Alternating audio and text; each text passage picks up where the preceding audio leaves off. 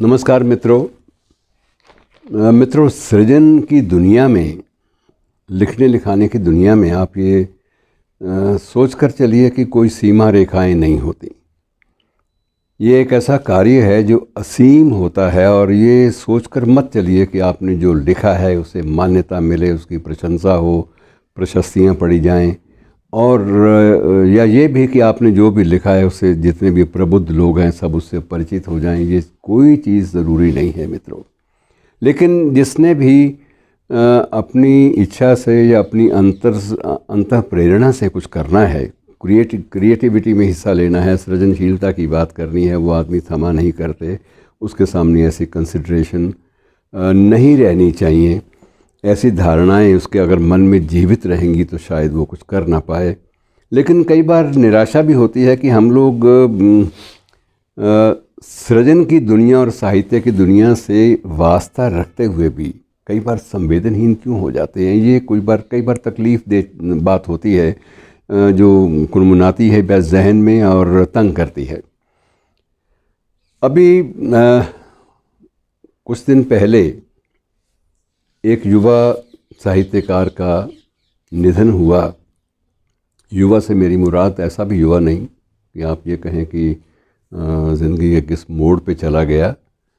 60 वर्ष की उम्र, लेकिन 60 वर्ष की उम्र को मैं ज़्यादा अहमियत नहीं देता, क्योंकि ये पड़ाव तो बहुत लोग देख चुके हैं और सभी कम से कम ये पड़ाव ज़रूर देखें, ये इस बात की कामना भी हमेशा मैं करता हूँ। मैं आज चर्चा कर रहा हूँ एक ऐसे कवि की मित्रों, राजविंदर सिंह। आप नाम से भी शायद परिचित हों या ना हो, मैं कह नहीं सकता, लेकिन ज़्यादा लोग परिचित नहीं हैं। परिचित होते तो उसकी उपलब्धियों पर गर्व करते और कम से कम उसके जाने के वक्त उसको ज़रूर याद करते, लेकिन उसकी चर्चा ज़्यादा नहीं हो पाई। राजविंदर पिछले लगभग 20-22 वर्षों से जर्मनी में रह रहा है। कुछ वर्ष पहले मैं जर्मनी की यात्रा पर गया, तब भी उसे मुलाकात हो गई, और मुलाकात के वक्त उसने पहचाना कि जब आप अंग्रेज़ी बोल रहे थे तो लगता था कोई मालवाई है, मालवे का आदमी है। तो मुझे लगा कि मालवा तो मेरा क्षेत्र है, तो आपकी जो पुट है वो मालवे वाली अंग्रेज़ी में भी आ गई है कहीं, तो इसलिए मैंने आपसे गुस्ताखी कर ली बात करने की। और उसके बाद हंसे और बातें करते रहे बहुत सारी। लेकिन उसकी उपलब्धियों पर मुझे तब भी बड़ा आश्चर्य हुआ था, और आज और भी आश्चर्य होता है कि वह शख्स राजविंदर सिंह, उसका एक ही संकल्प इन दिनों था कि सभी भारतीय भाषाओं के साहित्य को विश्व रंगमंच पर लाया जाए। और उसने जितना भी सृजन किया वहाँ रहकर जर्मनी में, आप ये मानकर चलिए कि उसने 12 संग्रह काव्य संकलन जर्मन भाषा में दिए और 2 काव्य संकलन अपनी मातृभाषा में पंजाबी में।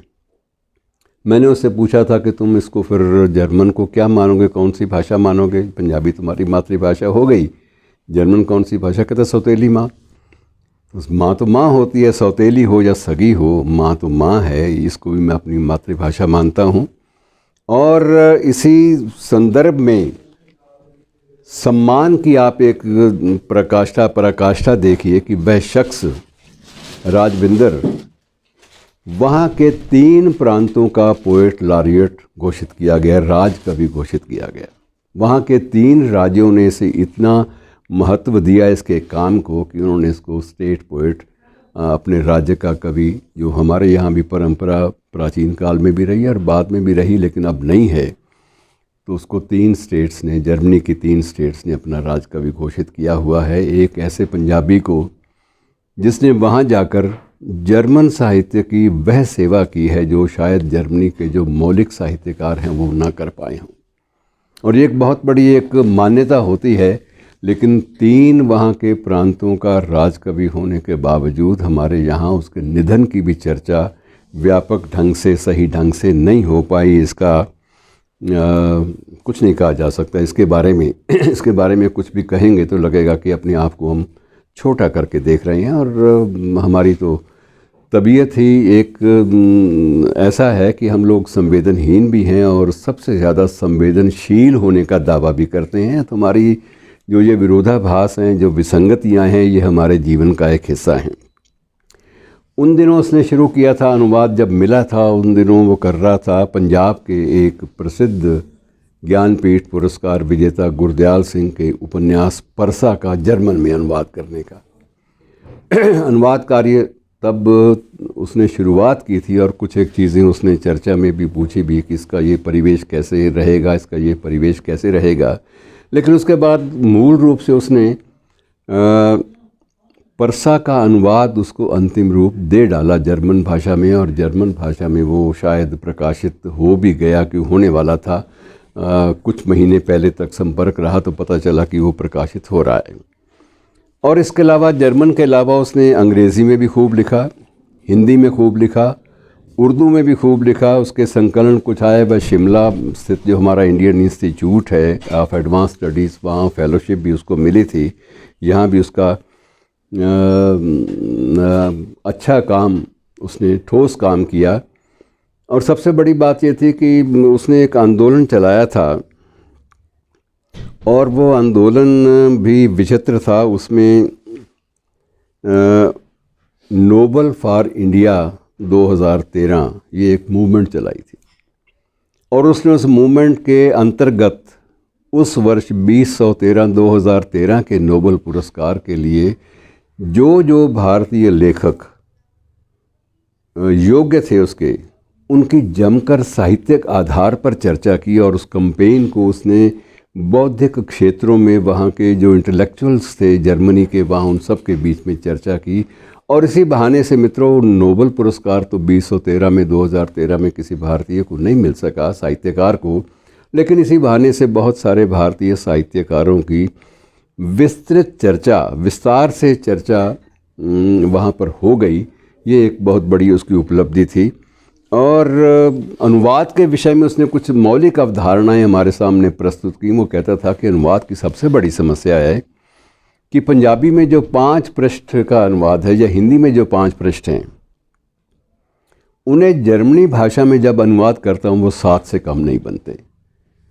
जब मैं पंजाबी से हिंदी में अनुवाद करता हूँ तो 5 के 5 ही रहते हैं। जब उर्दू में अनुवाद करता हूँ फिर भी 5 से 5 रहते हैं। लिप्यांतर होता है, थोड़ा बहुत भाषा का भी एक प्रकार से नया मुहावरा आ जाता है। लेकिन जब जर्मन में अनुवाद करते हैं या जर्मन जैसे किसी भाषा में भी पंजाबी को या हिंदी को या उर्दू को अनुवाद, उसकी किसी कृति का अनुवाद करना हो, तो सबसे बड़ी मुसीबत ये होती है कि संख्या बढ़ जाती है। और संख्या बढ़ती इसलिए है कि बड़ा अच्छा एक उसने तर्क दिया कि हर भाषा का एक अपना समाज होता है, हर भाषा की एक अपनी संस्कृति, एक अपनी कल्चर होती है, और उस कल्चर को, उस समाज को दूसरी भाषा में प्रस्तुत करते वक्त बहुत कुछ स्पष्ट करना पड़ता है ताकि आगे जो पाठक है उस तक बात पहुंच तो जाए। और इसी स्पष्ट करने की जो एक कवायद है, जो एक्सरसाइज है, इसमें आम तौर पे ये होता है अनुवाद में कि ये जो मूल है उसका कुछ ना कुछ प्रतिशत आगे बढ़ जाए अनुदित शक्ल में। क्योंकि इसमें सबसे बड़ी दिक्कत ये होती है कि अनुवादक, जो ईमानदार अनुवादक है, वो ये भी सोचता है कि अगर मैं अनुवाद कर रहा हूँ तो इसमें ऐसा ना हो कि मूल जो कृति है, जो ओरिजिनल काम है, उसकी आत्मा जो है कहीं वो ना मर जाए, उसकी आत्मा कायम रहे। और इसलिए वो कहता है कि अनुवाद करते वक्त जब आप मूल की आत्मा को भी ज़िंदा रखना चाहते हैं, उसके मुहावरे का जो मर्म है उसको भी ज़िंदा रखना चाहते हैं, तो आपके लिए ज़रूरी है कि आप उसका विस्तार करें जहाँ जहाँ ज़रूरी हो, लेकिन अनावश्यक विस्तार से आप बचें। ये भी बहुत ज़रूरी है कि अनावश्यक विस्तार की आप रेस में पड़ गए तो फिर वो भावार्थ हो जाएगा, भावानुवाद हो जाएगा, फिर आपका मूल अनुवाद नहीं रहेगा। फिर परसा जो है उसकी प्रस्तुति, परसा के पात्र की जो क्षेत्र की जो कल्चर है, उस कल्चर के अनुसार वहाँ पर डिपिक्ट नहीं हो पाएगी। अब तो यह है कि जो परसा पढ़ेगा वो पंजाब की कल्चर को समझ जाएगा, लेकिन अगर परसा को मैं एक जर्मन पात्र बना के पेश करूँगा तो वो कहीं भी ठहर नहीं पाएगा, ना नए पाठक के जहन में और ना ही किसी अन्य के जहन में। तो उसने अनुवाद की जो बहुत बारीकियाँ थी उस पर भी काफ़ी चर्चा की, और लगता था कि आदमी बड़ी गंभीरता से चीज़ों को ग्रहण करता है। पर मैंने उनसे एक प्रश्न पूछा था कि तुम्हें ट्रायर शहर जो है, वो जो प्रांत है, वहाँ भी तुम्हें राजकवि बना दिया गया। वहाँ राजकवि कैसे बने? क्योंकि वो शहर तो कार्ल मार्क्स का जन्म स्थान है। तो उसका उत्तर था कि कार्ल मार्क्स अगर आज होता तो वो भी मेरे जैसे काम ही करता। उसने भी कोई अर्थशास्त्र या कैपिटल दास कैपिटल नहीं लिखना था, उसने भी यही करना था जो मैं कर रहा हूँ। क्योंकि हर चीज़, हर कृतित्व, हर सृजनशीलता, हर क्रिएटिविटी समय की मांग, समय की शर्तों के अनुकूल अपने आप को ढालती है। और राजविंदर लगातार इस दिशा में काम कर रहा था। उसने बर्लिन की ही टेक्निकल यूनिवर्सिटी में सेमियोटिक्स पे उसने पीएचडी की थी। और अपने देश में वो बेशक कम जाना गया, उसे उतना सम्मान नहीं मिला जितना वो डिज़र्व करता था, जिसका वो हकदार था। लेकिन जर्मन में उसको राजकवि घोषित करने से भी वहाँ के लोगों ने कतई संकोच नहीं किया। और यही मित्रों एक कृतिकार की उपलब्धि होती है। और यही कृतिकार की जो कृतियाँ हैं उनका एक मर्म होता है कि जब वो लिखता है तो वो ये सोच कर नहीं लिखता कि उसे कितने लोग सम्मान देंगे, कितने लोग पढ़ेंगे। अगर वो इस चक्कर में पड़ गया कितने लोग सम्मान देंगे, कितने पढ़ेंगे, तो वह अच्छा लिख नहीं पाएगा। धन्यवाद।